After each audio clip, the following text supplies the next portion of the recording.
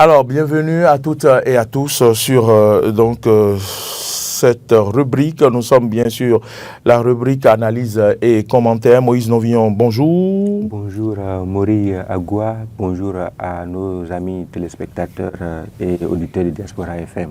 En ligne, j'ai mon confrère que j'affectionne bien, Sergino Lokossou. Bonjour Sergino Lokossou. Bonjour Moïse, bonjour à tout le plateau et bonjour amis téléspectateurs et auditeurs de Radio Diaspora FM. Emmanuel, il faut nous arranger les choses pour que la voix de Sergino Lokossou soit un peu plus audible pour les téléspectateurs. Sergino, vous allez parler un peu plus fort, vous avez une voix un peu... Hein? Je suis là. Bonjour Maurice, bonjour à tous. Voilà, je vous sens maintenant. Là, c'est mon Sergino Lokossou qui est là. Merci Sergino pour cette vigueur ou le tonus que vous avez mis dans votre voix. C'est moi qui vous remercie. D'accord. Merci Sergino. Alors, nous choisissons directement le premier thème, Moïse Novillon, sur ce plateau. C'est bien talent et les 100 jours à venir, intérim au gouvernement ou c'est remaniement, hein? C'est remaniement et non maniement. J'ai écrit maniement. Ou remaniement technique. La réalisation va s'occuper de la suite. Talons et les 100 jours à venir. Intérim au gouvernement ou remaniement technique. Sergino Lokossou, c'est Fraternité, c'est le matin qui en parle ce matin, c'est bien ça? Oui, alors, Sergino Lokossou, que vous inspire ce titre? Je pense que mon confrère est dans son rôle de savoir s'il y aura un remaniement ou les intérims seront assurés. Parce qu'il vous rappelle que depuis l'installation des commissions au niveau du Parlement et des groupes parlementaires, on a compris que certains membres du gouvernement, certains députés ministres, ont choisi de siéger au Parlement. Et notamment, il y a la ministre de l'Enseignement supérieur, il y a la ministre conseillère, Mme Claudine Pouvencio. Oui. Il y a également le maire de Cotonou, l'actuel maire de Cotonou, le Catropo. Et donc, ceux-là, et également Zizimé. Et ceux-là, on connaît depuis avant-hier leur posture par rapport à s'ils doivent siéger ou pas. Et donc, ils ont choisi de siéger au Parlement pour avoir des conséquences. Ils laissent leur poste actuel, leur fonction actuelle. Et donc, quand on comprend, quand on suit un peu l'évolution de l'actualité politique, notamment depuis le décès de l'ex-ministre de l'enseignement secondaire et de la formation professionnelle, on a compris que le chef de l'État est dans une dynamique d'assurer l'intérim. Oui. Et donc, 100 jours pour le gouvernement, je pense que, à suivre le porte-parole du gouvernement il y a quelques semaines, alors qu'il était en face des hommes des médias, il a dit que ce n'est pas évident qu'il y ait un remaniement ministériel et que le chef de l'État peut demander aux autres ministres d'assurer l'intérim, puisque le délai qui reste pour faire le travail est un délai très court. Oui. Et donc le chef de l'État ne va pas s'aventurer sur un remaniement ministériel. Et pour faire quoi? Parce que les gens n'auront pas à faire beaucoup de temps, à peine 2-3 semaines. Oui. Ou 4. Et donc, le porte-parole, pour répéter le porte-parole du gouvernement, oui, il a dit que le chef d'État ne va pas s'aventurer sur un remaniement ministériel. Mais il peut demander à ce que les autres collègues puissent assurer le plan intérim. Et donc, moi, je pense qu'à m'en tenir à cette voie officielle, je pense que le chef d'État ne va pas s'aventurer sur un remaniement ministériel. Et donc, les intérims seront assurés par ceux qui sont là. Et vous allez voir, depuis le décès de l'ancien ministre de l'enseignement secondaire, son intérim est assuré par Madame la ministre des Affaires sociales et de la microfinance. Oui, bien sûr. Et donc, ça fait que les choses ont évolué. Regardez les résultats au bac, au BPC, aux différents examens. C'est comme si, après 8 minutes, c'est comme si rien n'a changé. La dynamique a continué. Et donc, je pense que je voudrais faire bien ces observations du porte-parole du gouvernement, et qu'il a dit c'est une voie officielle. Et donc, moi, je m'en tiens à ce propos du porte-parole du gouvernement. Et donc, je ne pense pas qu'il y aurait de remaniement. Oui. À moins que nous sommes en politique et le chef de l'État a changé son calendrier où il a voulu que les gens, d'autres personnes les remplacent. Sinon, le débat est ouvert et la voie officielle a dit que le l'État ne va pas s'aventurer sur un remaniement ministériel, mais peut-être qu'il va choisir des ministres capables d'assurer ses intérêts. Sergino Lokossou, vous restez en ligne. Hugues Hector Zogo, bonjour. Bonjour Maury Arnaud Agua, bonjour Moïse, et puis je voulais saluer Sergino Lokossou qui est en direct et qui partage avec nous cette analyse. Oui, Moïse Novillon, profitons pour parler un peu de la façon dont le chef de l'État a fonctionné de 2016 à maintenant. Sur 10 ans, nous avons vu un gouvernement qui n'a pas été véritablement remanié, mais nous avons vu que le chef de l'État quand même a maintenu les ministres et souvent, quand il y a un ministre qui est absent, l'autre assure son intérim. Comment appréciez-vous en tant qu'analyste politique cette façon, cette nouvelle façon de procéder, de gouverner? Est-ce que c'est efficace ou pas si nous constatons que nous sommes presque au thème des 10 ans?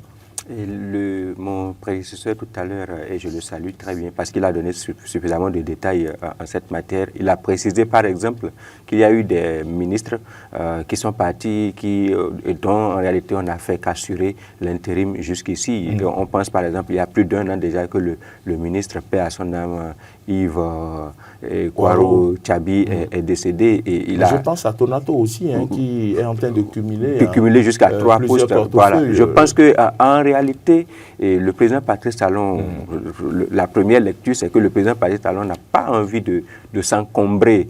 Il a seulement envie d'avoir une équipe pour travailler. Il n'a pas envie d'avoir de sureffectif en réalité dont il a besoin. Il a simplement besoin de gens compétents, de gens également qui intègrent correctement sa vision et sa façon de faire.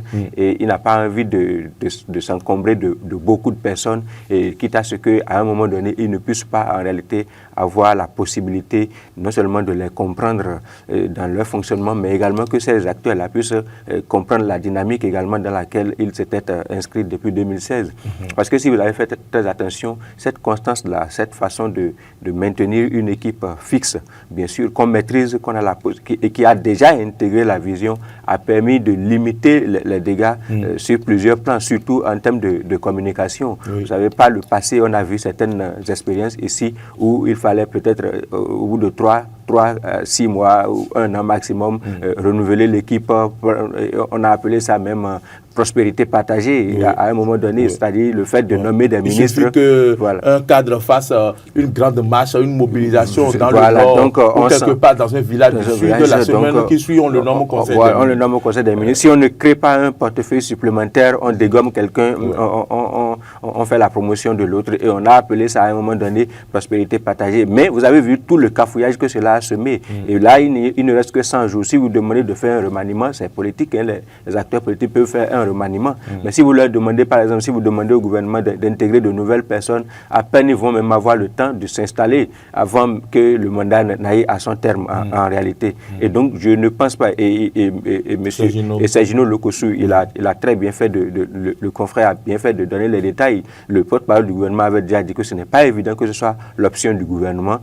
Et donc, il ne faut pas s'attendre, il va falloir peut-être observer que l'on puisse gérer les intérims. Et surtout, la façon de fonctionner du président Patrice Talon, vous n'allez pas sentir que vous n'allez pas sentir qu'il y a un ministre qui n'était pas là à un moment donné. Vous n'allez pas beaucoup sentir cela parce que ce n'est pas en réalité le ministre qui est...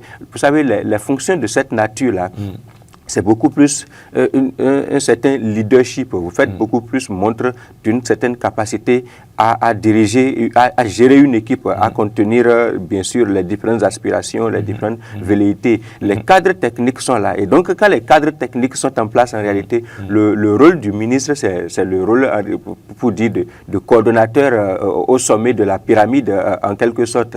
Et donc tant que les techniciens sont en place, tant qu'il y a la possibilité de compter sur les cadres et que les cadres jouent pleinement leur rôle, il sera difficile de sentir, par exemple, qu'il n'y a pas un ministre là. Et Donc le plus important dans des dispositifs de cette nature-là, c'est de réussir à trouver des cadres compétents qui font correctement leur boulot. Et à ce moment, même si une autorité de la taille d'un ministre était éventuellement absente, comme je parlais d'autorité, on ne sent pas cela, on ne ressent pas cela dans sa façon de faire.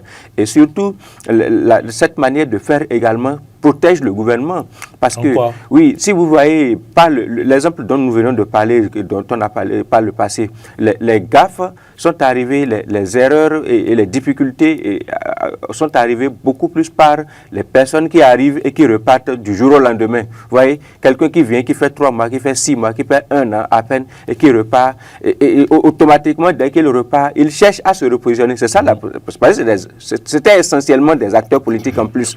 Et donc, même s'ils n'étaient pas des acteurs politiques... Certains partent et se fâchent contre le président. C'est là que je veux venir. Même si ce n'étaient pas des acteurs politiques... arriver au bureau, qu'ils apprennent qu'ils ont été dégommés. Ou c'est à la télé qu'ils voient une bande défiler. Voilà. Dès qu'ils arrivent, même s'ils n'étaient pas des politiques au début, dès qu'ils arrivent, ils prennent goût à la chose et ils sortent de là. C'est pour créer un parti politique, c'est pour rejoindre un groupe syndical, c'est pour rejoindre la liste des grogneurs, pour gonfler l'effectif des opposants et commencer par mettre sur la place publique les informations sensibles auxquelles ils ont accédé. Parce que quand vous accédez à ces postes de responsabilité-là, forcément vous êtes aux prises avec, vous maniez des informations sensibles. Et ce n'est pas toutes les informations sensibles qu'il faut mettre sur la place publique, parce que non seulement ça met en difficulté le gouvernement, cela ne sert pas également la population à un moment donné, parce que ça sème de troubles, de discorde, etc.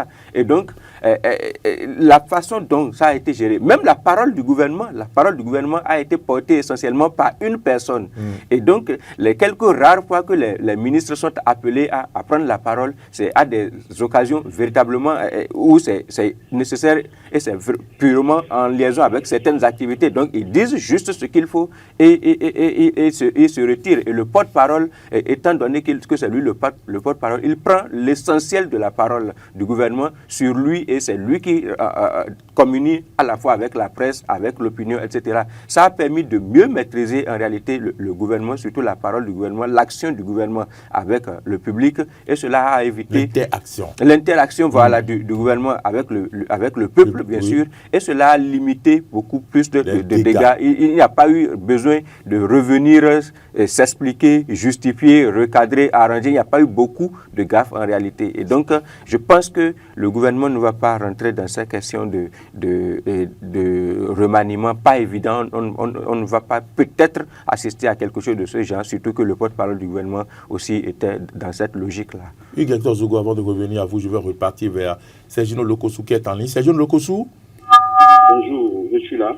Vous avez écouté la lecture de Moïse Novillon par rapport à ma question qui parlait de la façon de faire, une nouvelle façon implémentée par le président Patrice Talon ces 10 dernières années par rapport au remaniement. Est-ce que vous avez une autre lecture, sinon que quand on nomme un nouveau ministre, il prend du temps d'abord pour s'habituer au cabinet, pour faire ses nominations, pour prendre en main les dossiers, et puis ça met du temps, 1 an d'abord, pour être vraiment informé de tout avant de commencer. Parfois, certains sont sautés avant les 1 an. Je pense que c'est une option de ce gouvernement, du chef de l'État, de ne pas faire des remaniements ministériels, je crois, enfin, une habitude. Parce que, comme vous l'avez si bien introduit, c'est qu'il faut quand même du temps pour ceux-là, ces cadres qui sont nommés à ces postes ministériels, de prendre le train en marche. Donc il faut qu'ils soient informés des différents dossiers du ministère avant de prendre leur marque comme cela se doit.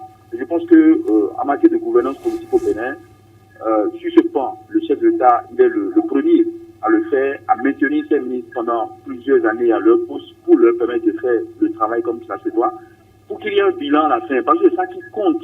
L'action politique, le chef de l'État même l'a dit, c'est le bilan qui compte dans l'action politique. Et il faut une constance dans l'action politique. On a vu dans ce pays 10 DG du port en 10 ans. Qu'est-ce que ça a donné? Les résultats sont là. Je ne voudrais pas étiqueter une gouvernance.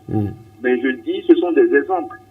Et donc, à base de ces exemples-là, il faut quand même corriger. Et le chef de l'État, en venant au pouvoir, il est venu sur le sceau de la rupture et du nouveau départ. Et donc, pour avoir des conséquences, il doit mieux faire les choses. Et donc, je pense qu'en 10 ans de gouvernance, c'est un atout pour lui, c'est un point fort. Parce qu'on a vu les ministres à l'œuvre pendant plusieurs années, et puis on peut faire le bilan comme cela se doit. Parce que avant, un ministre venait, il fait 1 mois et demi, ou bien 1 an et demi, un autre venait également, et par rapport on voulait quand même, le président d'alors voulait une popularité. Et donc on veut nommer 2 ministres dans chaque localité du pays, pour qu'il y ait des actions de grâce, pour qu'il y ait remerciements, pour qu'on puisse sortir les femmes dans les rues, pour pouvoir applaudir le chef d'État qui vient de nommer un fils de la localité. Je suppose, on nomme Maurice Lagua, il faut que tous ceux de Lagua qu'on puisse sortir pour féliciter le chef de l'État. Parce qu'il a été nommé ministre de la communication ou de je ne sais quoi. Et donc je pense que cette logique ne donnait pas de résultats. Et le chef de l'État en venant, il disait que c'est à l'aune de ces résultats, de son bilan, qu'on va le juger. Et donc quand quelqu'un qui vient et qui dit ça, il doit travailler à ce que le bilan soit reluisant, le bilan soit bon, positif. Et donc je pense que dans cette logique-là, il est resté constant, il n'a pas fait autant de remaniements comme les autres présidents de la République, ou du moins son prédécesseur. Et donc je pense que c'est une option de gouvernance qu'il a adoptée, et on a vu les résultats. On peut faire le bilan, on peut faire le débat sur en ce qui concerne le bilan et tout. Donc je pense que ce n'est pas mauvais comme mode de gouvernance. Donc c'est un peu ça ma lecture. Ma lecture rejoint celle de mon Moïse Novillon. Alors on va écouter Hugues Hector Zogo. Hugues Hector Zogo, vous avez suivi la lecture de Moïse Novillon, la lecture de Sergino Lokossou, déjà sur ce titre Talon et les 100 jours à venir, intérim au gouvernement ou remaniement technique. Quel est votre avis? Il y aura un remaniement technique. Il ne faut pas du tout se leurrer. Oui, il y aura un remaniement technique parce qu'il faut déjà partir des différents départements qui sont concernés par ceux dont nous parlons. Il y a 4 ministres qui sont concernés. Il y a le ministre Jean-Michel Abimbola qui se retrouve porter le portefeuille du ministère du Tourisme, de la Culture et des Arts. C'est un gros département. Quand vous prenez le ministère de la Culture, donc quand vous prenez le ministère du Tourisme, de la Culture et des Arts, vous mesurez tout ce que notre chef d'État a pu miser pour faire connaître davantage le Bénin sur le plan international. Donc, qu'on prenne aujourd'hui ce département-là et qu'on aille le confier à un autre ministre déjà en exercice, pour moi, ça pose un véritable problème. Et puis, en dehors de ce ministère-là, on a par exemple le ministère de l'Enseignement supérieur et de la Recherche scientifique. Vous savez qu'il y a suffisamment de moyens qui sont mis à disposition des chercheurs depuis un certain nombre de temps pour permettre à ce qu'on puisse mieux parler de notre pays. Et là, c'est Madame le ministre Éléonore Yahi qui se retrouve à conduire ce département, seulement qu'elle a fait l'option de siéger au niveau de l'Assemblée nationale. Vous avez ensuite le ministère de l'Industrie et du Commerce. Aujourd'hui, le Bénin veut rester un État industriel. Suffisamment de moyens également y sont mis. Et donc, quand je vois le ministre Assouma Limatou Sadia qui a déjà siégé à l'Assemblée nationale, je me dis que ce n'est pas du tout évident que l'on puisse laisser ces différents portefeuilles ministériels dans les mains d'autres ministres qui ont déjà plus de responsabilités. Et puis, le dernier ministère, c'est bien sûr le ministère d'État en charge de la coordination de l'action gouvernementale. Là, on a le ministre d'État Abdoulaye Biokane qui, bien évidemment, ne pourra pas siéger. C'est la tête pensante aujourd'hui, je vais dire, du gouvernement actuel. Et quand on sait qu'il n'a pas occupé le perchoir... L'une des têtes pensantes. Oui, c'est pratiquement la tête pensante. C'est pratiquement la tête pensante avec le portefeuille qu'il occupe c'est la deuxième personnalité. Quand on laisse le président de la République, c'est la deuxième personnalité qu'on trouve dans le protocole d'État avant de trouver le ministre d'État à l'économie qui s'est retrouvé être le dauphin du président de la République. Donc pour moi, il n'a pas occupé le poste donc, de président de l'Assemblée nationale. Il va retourner au gouvernement pour poursuivre la mission qu'il a entamée avec le chef de l'État depuis pratiquement 6 avril 2016. Et puis, quand je mesure tous les paramètres, regardez bien la configuration du bureau de l'Assemblée nationale, la configuration des présidents de commission au niveau de l'Assemblée nationale, vous vous rendez compte qu'en réalité, ce sont les mêmes acteurs, à l'exception de 2 ou 3, qui sont de nouvelles personnes. Quand vous prenez par exemple le bureau de l'Assemblée nationale, vous n'avez que 2 figures nouvelles. Tout le reste, c'est soit les postes ont été reconduits, ou soit on a changé de poste. Donc ce sont les mêmes figures. Or, on est en train de finir pratiquement un cycle et on doit renouer avec un nouveau cycle. Et le président Patrice Talon, la dynamique dans laquelle il se retrouve en prenant son ministre d'État à l'économie comme dauphin, c'est de pouvoir continuer pratiquement tout ce qu'il y a eu comme projet, comme programme juste là. Et pour le faire, il faut qu'il imprime forcément une dynamique aux différents acteurs qui doivent pouvoir l'accompagner. Et donc, qui doivent pouvoir accompagner le prochain chef d'État.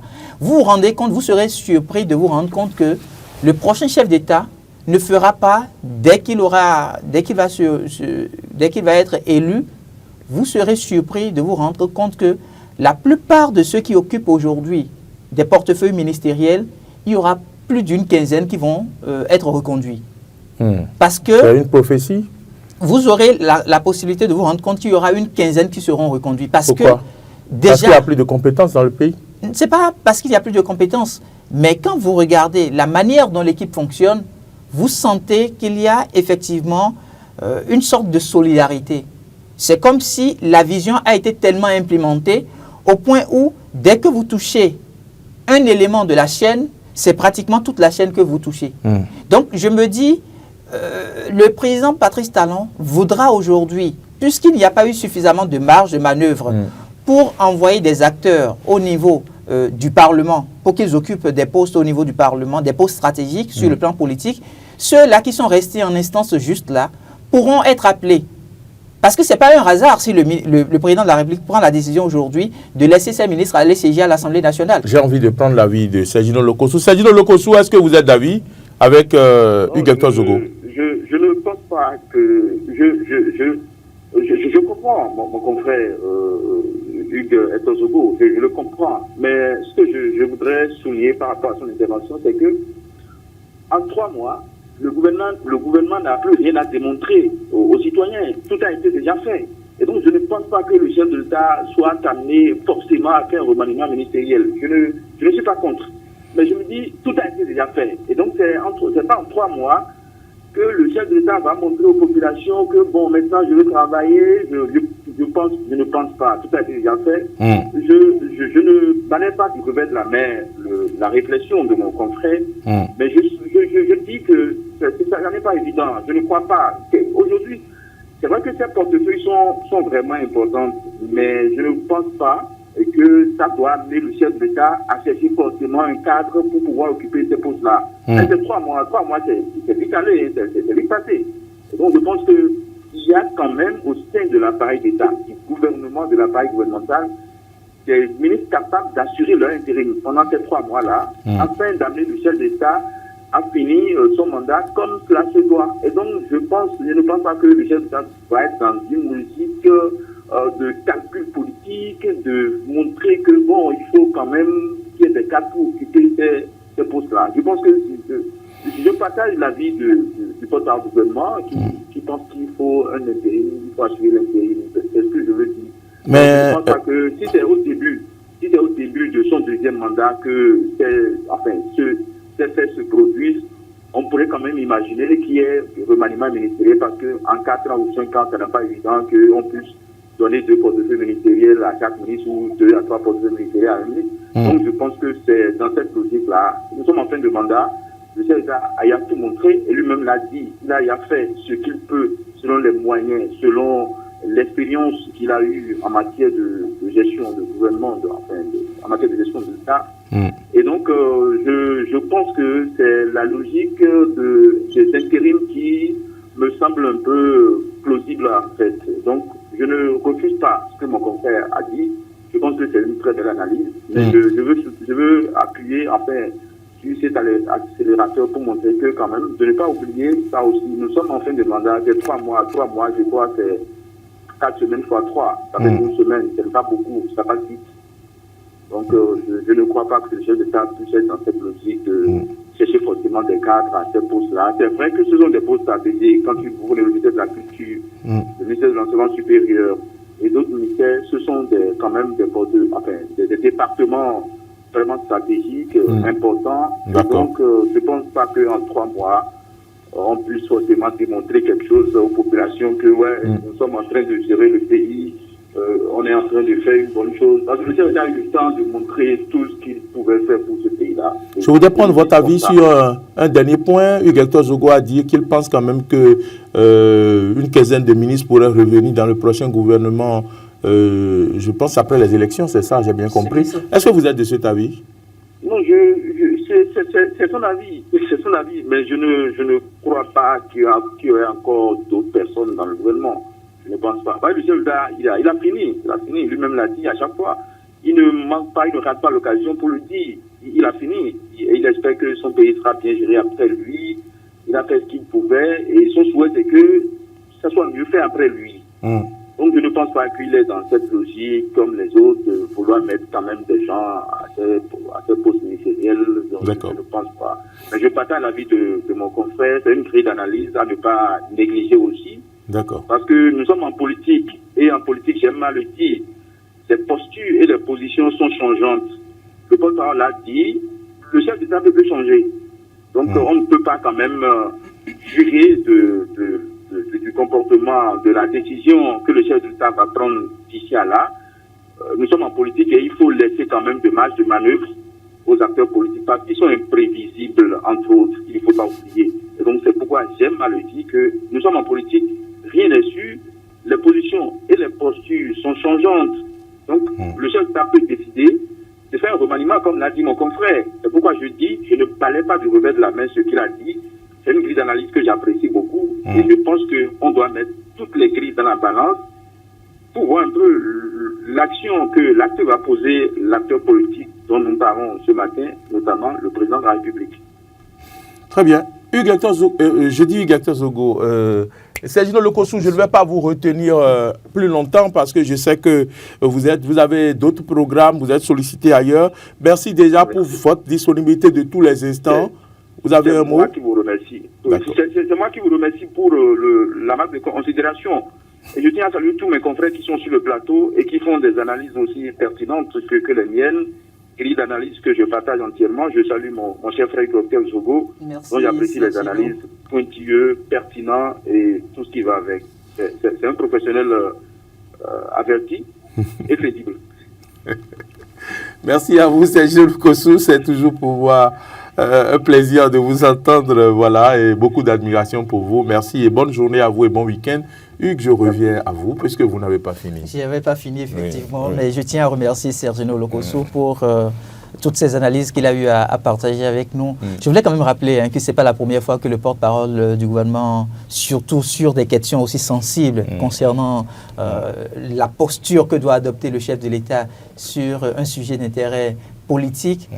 Ce n'est pas la première fois qu'il a lancé des ballons d'essai et c'est le contre-pied qui a été présenté par son patron. Ça, c'est juste un fait. Dès que vous allez rentrer dans les analyses, vous en rendrez compte.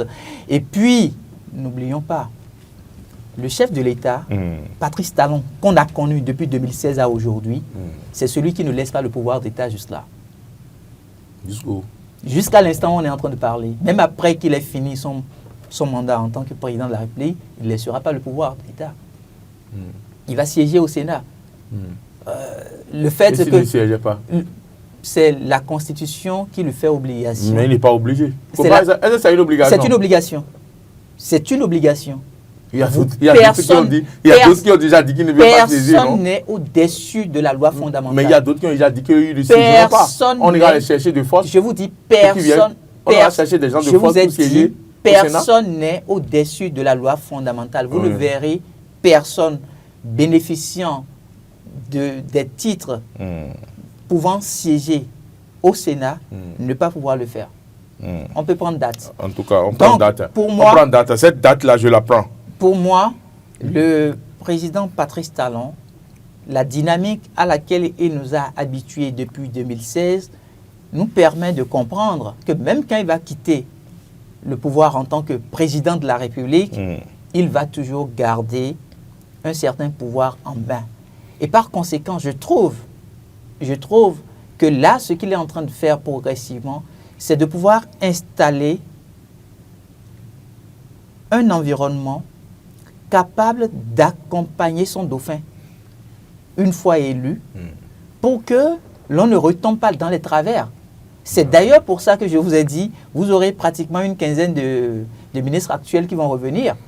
Et mieux, quand vous regardez l'environnement, c'est pratiquement 3 ministres, 3 gros portefeuilles ministériels qui sont absorbés par des titres de députés.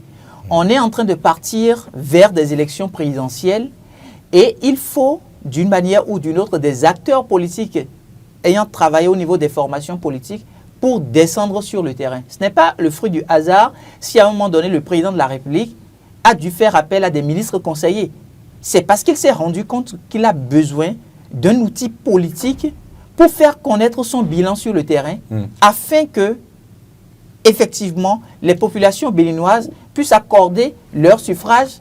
Mais on a eu une difficulté en termes de taux de participation. Ce n'est pas au moment où on s'est retrouvé à tourner autour de 40% au niveau de l'électorat lors des élections législatives et communales. Ce n'est pas au lendemain de ça que le président de la République va prendre le risque de ne pas faire appel à d'autres acteurs politiques pour leur confier des postes de responsabilité afin de les motiver suffisamment, à mouiller le maillot sur le terrain. Là maintenant, ce n'est pas que le chef de l'État veut démontrer quelque chose. Non, bien au contraire. Quand vous parlez de ministre conseiller, est-ce que vous pensez que quand on aura le prochain président, qu'on va continuer avec des nominations de ministres conseillers? Non, je crois quand même qu'on va pouvoir suquer ces postes de ministres conseillers avec le nouveau président de la République. Ça va être sans aucun doute la toute première réforme qu'il va pouvoir mettre en exécution, parce que les ministres conseillers, leur mission, on les connaît. Et puis, c'était quand même un travail purement politique sur le terrain, aller au contact des populations. En début de mandat, surtout qu'avec notre constitution actuelle, il y a ce qu'on appelle la trêve politique. Si on demande à ce que l'on puisse se retrouver en trêve politique, je ne vois pas l'urgence pour encore des ministres conseillers donc, de se déplacer sur le terrain pour partager un langage politique. D'accord. Hugues Hector Zogo, Moïse Novion, réaction par rapport à tout ce que vous avez entendu Hugues Hector Zogo dire. Vous savez, Hugues Hector Zogo, talentueux, brillant, il a également peut-être la possibilité d'être dans le secret des dieux, donc il a la précision que je ne peux pas avoir le risque d'avancer, donc la précision surtout sur certains sujets, et je m'informe aussi à partir de sa réflexion et de ses informations. Donc, c'est pourquoi je suis... si vous faites très attention, vous allez voir que je marche dans son ombre, sans le dire, pour pouvoir, en réalité, bien sûr, pour avoir l'occasion un jour, on ne sait jamais, si le maître décide d'initier l'élève, voilà, donc pour que je puisse intégrer le cercle restreint, voilà. Et donc, Moïse, merci pour les fleurs. Je vous en prie. Mais il faut quand même reconnaître que vous êtes un talentueux analyste.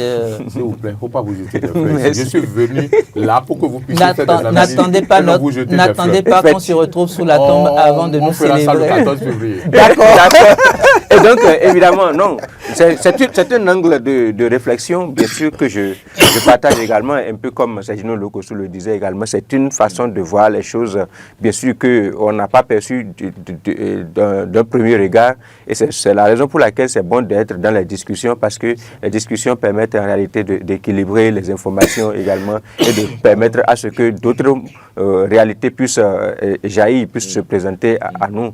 Mais je veux peut-être, moi je veux continuer par croire que le gouvernement va gérer les 3 derniers mois et je veux accepter que évidemment dans la prochaine équipe, si le candidat Romuald Ouada en venait à être élu, et je pense que très certainement il sera élu, et donc quand il va prendre les rênes du pays, effectivement que l'équipe qu'on puisse conserver certains visages. Vous voyez, un homme a tout fait comme Didier Tonato, par exemple.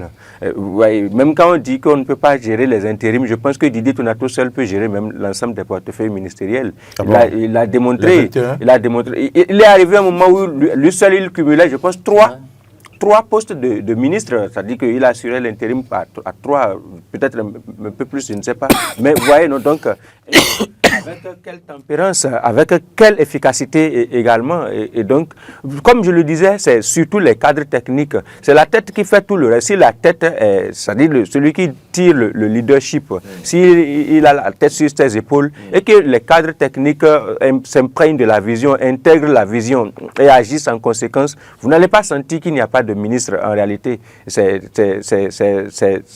On a pu vivre cela sur les 10 ans du président Patrice Talon. Il y a des ministres qui sont partis il y a plus d'1 an, on l'a encore rappelé tout à l'heure, et on ne sent pas qu'il n'y a pas de ministre titulaire à la tête de ces structures-là. Et donc, je pense que c'est possible de gérer sur 3 mois. Maintenant, 3 mois également, ça peut être une occasion de remercier certains partenaires, de remercier certains alliés. 3 mois, c'est pas rien.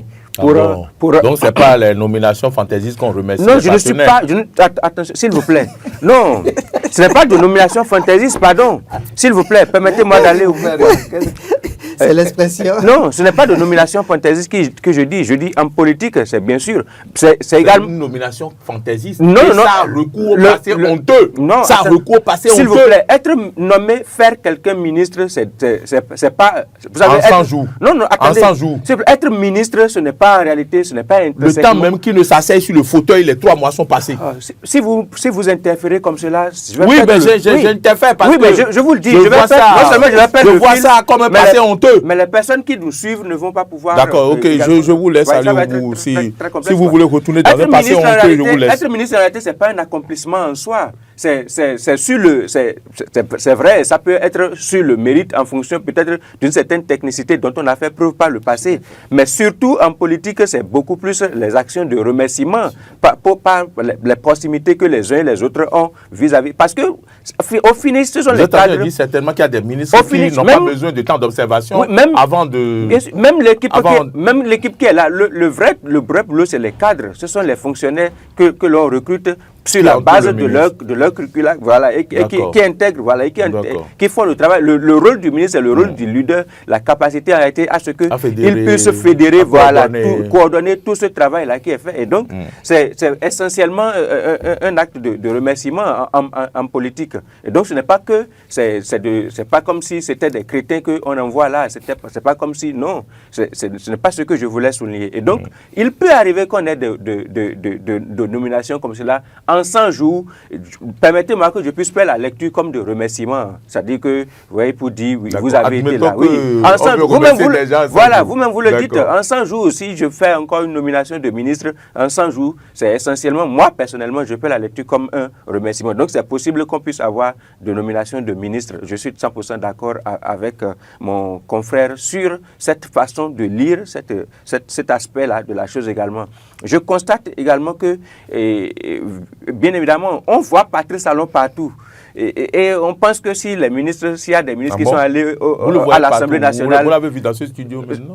Pardon. Si on pense que s'il y a certains ministres qui sont allés à l'Assemblée nationale, c'est parce que Patrice Talon l'aurait voulu.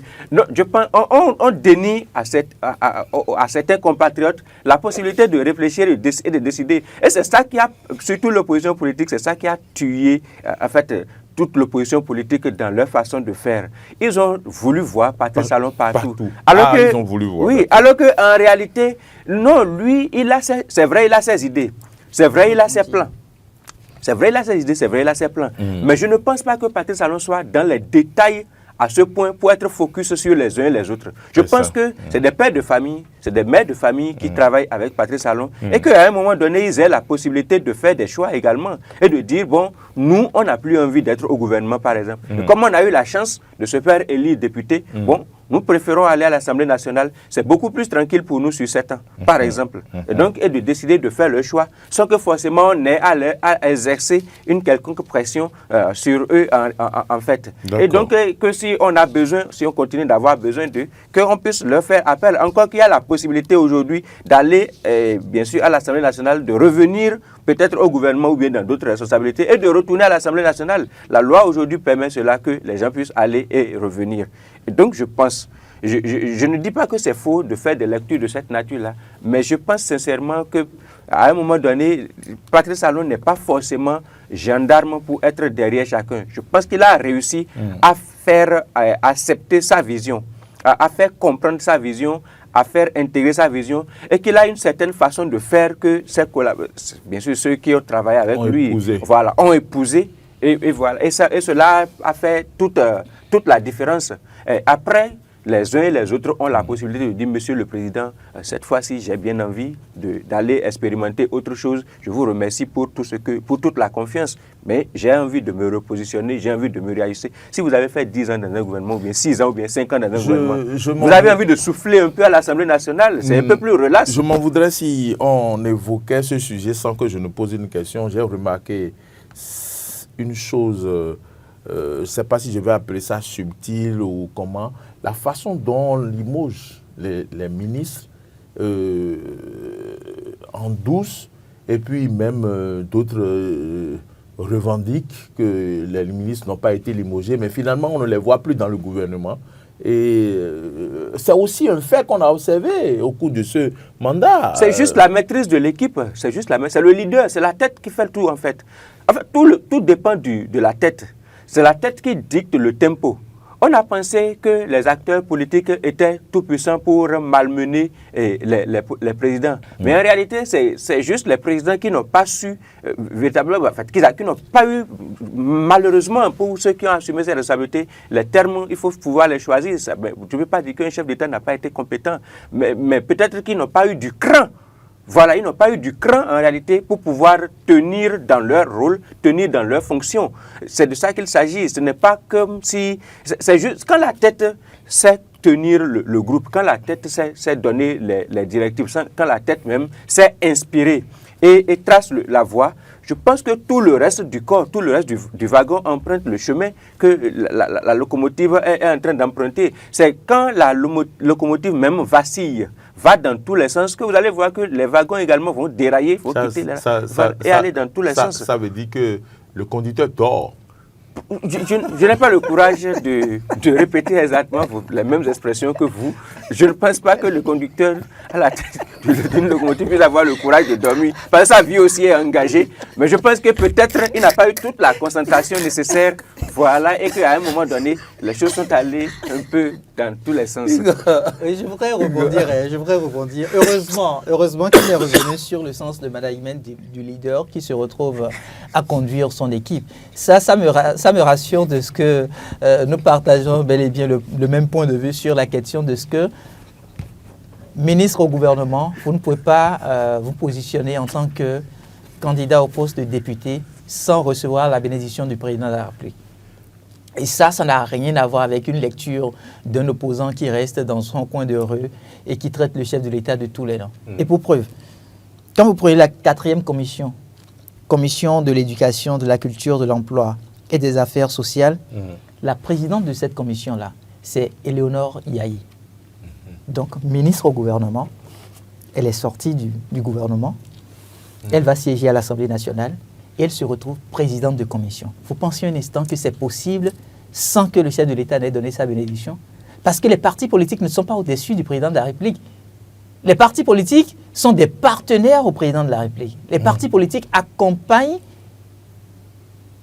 le président de la République dans l'exécution de sa mission. Faire une lecture. Oui, donc pour moi, si les ministres se retrouvent aujourd'hui à pouvoir siéger en tant que députés à l'Assemblée nationale, c'est parce que Patrice Talon a voulu qu'ils aillent siéger. Si on se retrouve... Et si un maire siège à l'Assemblée nationale? Oui, vous serez... l'information a commencé par circuler déjà. On a déjà, par exemple, des maires qui vont se retrouver dans la posture de chargé de mission du président de l'Assemblée nationale ou d'assistant du président de l'Assemblée nationale et qui auraient voulu être reconduits maire de leur commune. Mais on a préféré d'autres figures emblématiques du parti politique au niveau de la tête de ces communes-là. Donc c'est pour vous dire que ce que le président Patrice Talon est en train de faire, surtout, j'insiste, pour ce remaniement qui aura lieu, ma foi, c'est en fait... Vous avez appelé monsieur... C'est une manière... Secrétaire général adjoint du gouvernement? Non, nous aurons sans doute le communiqué final de sa part. Ce que je vois, c'est le chef de l'État qui se dit « Ok, je fais appel encore à de nouvelles figures pour siéger au cœur du gouvernement. Puisque moi-même je suis encore là, pendant les 3 prochains mois, je vais voir comment ils vont se comporter. Cette manière de se comporter, est-ce que ça répond aux principes de base du gouvernement que j'ai mis en place depuis 2016 ? Est-ce qu'on est en mesure de leur faire suffisamment confiance pour qu'ils accompagnent mon dauphin prochain président de la République ? Donc c'est plus une question de discipline, ma foi. C'est plus une question de discipline, c'est une question de management. Comme il a dit, le président de la République est dans une vision et la vision qu'il partage avec les autres acteurs qui siègent au niveau du gouvernement, c'est à partir d'un nombre de principes de base. Si vous respectez ces principes-là, vous allez faire une vingtaine d'années si le système est mis en place, si c'est-à-dire le même système politique continue. Maintenant, si vous ne vous retrouvez pas, parce que la preuve, vous aviez vu, il y a des maires qui se sont retrouvés à être aujourd'hui promus députés à l'Assemblée nationale. Au même moment, il y a d'autres maires qui auraient souhaité revenir, simplement revenir, et on dit non, vous n'allez même pas revenir, on vous envoie ailleurs. C'est le peuple qui a dit non? Ce n'est pas le peuple, c'est le système politique. Et c'est le leader politique qui dit déplacez-le, parce qu'il n'a pas pu assumer la mission que je lui ai confiée. Et donc, c'est aussi ça, la redevabilité. Ce n'est plus une question de oui, je suis le super puissant maire. Ce n'est plus une question de « je suis le super puissant ministre ». C'est une question de « oui, je suis là pour servir la République ». C'est une question de déplacer les pions de test que nous allons vers le développement. Exactement. C'est-à-dire, vous êtes là, on vous a... Ce n'est plus n'importe comment, où le conducteur du train dort là. Non, écoutez, regardez tout ce qu'on dit du président de la République par rapport au salaire des ministres, par rapport au salaire des députés et autres. Le peuple, dans la démarche de redevabilité, dans la démarche de bonne gouvernance, crie tout le temps pour dire « nous ne connaissons pas le salaire des députés, nous ne connaissons pas le salaire des ministres ». Mais le chef de l'État leur accorde des privilèges. Mais il est temps qu'on connaisse, non? Il leur accorde des privilèges. Mais vous connaissez déjà. Il leur accorde des privilèges. Et il est temps qu'on connaisse. Ces privilèges qu'il leur accorde, c'est pour qu'ils puissent servir convenablement le peuple. Pour que lui puisse, à la fin de son mandat, dire « oui, c'est vrai ». Entre-temps, c'était 10 millions qu'on donnait aux ministres. Désormais, c'est 20 millions que je leur ai donné, mais vous aviez le résultat au bout du rouleau. Mais les gars, ils mettent tout à leur disposition et ne sont pas en mesure d'apporter le minimum en termes de résultats. Qu'est-ce qu'il fait? La conséquence, il est puni, on les déplace. Et vous aurez le temps de le constater à travers la nomination, oui, la nomination des différents maires. Merci à vous, Igor Zogo. J'espère que la loi qui demande à ce qu'on déclare ses biens et tout ça là n'a pas été abrogé ou ça a été abrogé? Tout ministre a le devoir et l'obligation. Mais je pense que député, ministre, je pense tout ce qu'on fait. Même député. Ils ont fait? Oui. Et on ne va plus faire ça de façon publique pour qu'on sache ou bien? Si, ça a été officialisé. C'est parce qu'en fait, c'est la même équipe qui est restée. C'est pourquoi on n'a pas senti qu'on n'a pas été obligé de réentendre, de réécouter. Sinon, je pense que les députés qui sont là vont... J'étais au journal en 2017, je pense qu'on a quand même essayé d'établir à un moment donné la liste des autorités, notamment des ministres et des députés qui, c'était déjà, j'ai écrit plusieurs articles sur ces sujets-là entre 2017 et 2018. Quand ce sera fait, apportez-moi la liste avec... non mais sérieux, ce n'est pas... Non, pour ça se que fait. je puisse Non, comparer. cela a été fait. Et même quand l'autorité de... je pense qu'il y avait eu une institution qui manquait là, et pour laquelle on devrait réviser la Constitution bien avant même. Et on dit, la Cour des comptes, quand l'autorité de la Cour des comptes avait été installée, je pense que les autorités avaient été invitées à rééditer encore, à aller devant la Cour des comptes.